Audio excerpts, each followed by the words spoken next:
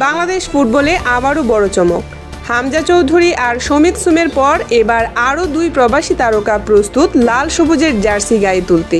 তারা কারা, কোথায় খেলেন আর কবে নাগাদ দেখা যাবে বাংলাদেশের জার্সিতে মাঠে নামতে, সব জানতে পারবেন আজকের এই ভিডিওতে। ইংলিশ লিগে খেলা হামজা চৌধুরী যেমন বাংলাদেশের ফুটবলে এক নতুন উন্মাদনা এনে দিয়েছেন, তেমনি তার পথ ধরে এসেছেন কানাডিয়ান লিগে খেলা শমিত সুম। তাদের উপস্থিতিতে দলের প্রাণ ফিরে এসেছে, আর সেই প্রভাবেই একে একে প্রবাসীরা আগ্রহ দেখাচ্ছেন লাল সবুজের হয়ে খেলার।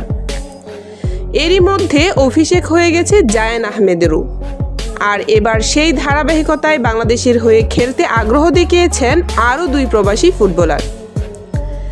প্রথমজন ব্রিটিশ বংশোদ্ভূত ও যুক্তরাষ্ট্রে বেড়ে ওঠা এক ফরোয়ার্ড ট্রেভর ইসলাম। স্ট্যানফোর্ড মেন্স সকার ক্লাবের এই তারকা ইতিমধ্যেই বাংলাদেশি পাসপোর্টের প্রক্রিয়ায় আছেন।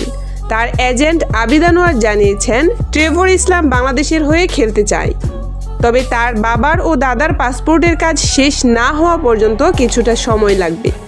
সব কিছু ঠিকঠাক থাকলে আগামী বছরই তাকে বাংলাদেশের জার্সিতে দেখা যাবে। অন্যদিকে আরেক প্রবাসী ফরোয়ার্ড জায়ান হাকিমকেও জাতীয় দলে আনার চেষ্টা চলছে। যদিও কিছু কাগজপত্রের জটিলতা আছে, তবুও আবিদ আনোয়ার আশাবাদী। তিনি বলেন, কিউবার মতো এবারও আমরা সফল হব। সব মিলিয়ে বোঝাই যাচ্ছে বাংলাদেশ ফুটবল এখন নতুন দিগন্তে। প্রবাসী তারকারা একে একে যোগ দিচ্ছেন, আর লাল সবুজের ফুটবল হয়ে উঠছে আগের চেয়ে আরও শক্তিশালী, আরও আশাব্যঞ্জক।